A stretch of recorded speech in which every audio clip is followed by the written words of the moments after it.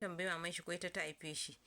Ta ce me yasa ya tambaya, sai ce gaskiya ga abin da ake mishi kaman ba a masa adalci ne a gidan. Ta kama shi kuma ta masa duka akan maganan da ya faɗa, maimakon ta ɗau gyara akan cewa yanzu yaron nan fa yana nuna mata cewa ya gane ana bambanci, ta sake ta masa duka kuma kai ta ce kar ta sake jin wannan magana a bakinsa.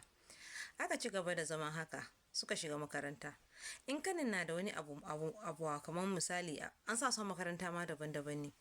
Kanin in suna da wani abu a makaranta ko ba a bakin tica ta ji ko a makaranta ta ji ba ko a bakin yara ta ji, za su yi gaggawa suna sauri za su je su yi duk abin da ya kamata a yi wa kanin a makaranta. Amma ko me ake neman su a makaranta na yayan wallahi ba su zuwa, su ko za su ce mishi shi babba ne zai iya yi komai, shi dai an kyale shi gaba daya. Abun kuma yana matukar damunsa, shi tun da yana jin daɗi cewa ya samu kani har ya fara tsanan kanin gaba ɗaya baya son kanin ma. Don iyaye ne suka sa wannan ke yi a tsakanin, suna ga kawai suna nuna mishi zahiri cewa sun fi son sa. An ci gaba da haka har sun shiga makarantar secondary, sun gama primary sun gama secondary, sun shiga university, amma akwai rata tsakanin su da yake yayan ya girme shi sosai, ya ba shekaru sosai. Ana nan sai yayin ya kusan gama sai haɗu da wata budurwa, ba daina kullum suna ce mai kanin ma ya fi kyau ya fi waye kullum suna yaban sa idon yayan, suna kushe yayan shi kuma abin na damun samu bayar da zai tunda iyayensa ne. A lokacin da yayin yake makarantar a university sai haɗu da wata budurwa suna soyayya, har yana magana yana so ya aure ta, sai ce bari ya kawo ta gida ta ga iyayensa. Ran da ya kawo yarinyar kyakkyawa ce kuma tana da hankali, sai ya kawo ta ga iyayensa. Sun ganta sun so yarinyar, maman tana ganin ta kai ta so yarinyar kyakkyawa ce haka.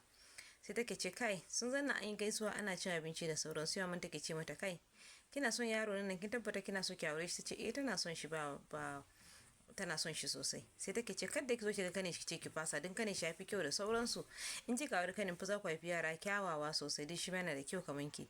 Yayin sai ji wani irin magana ne haka, bayan budurwarsa ne yana magana aure za a fara kawo zancen kaninsa. Sai a manta mai da magana dai kaman wasa. Aka gama abu hira, suka gama sa hira da maman da sauran family, ya kama hanya ya kai ta gida.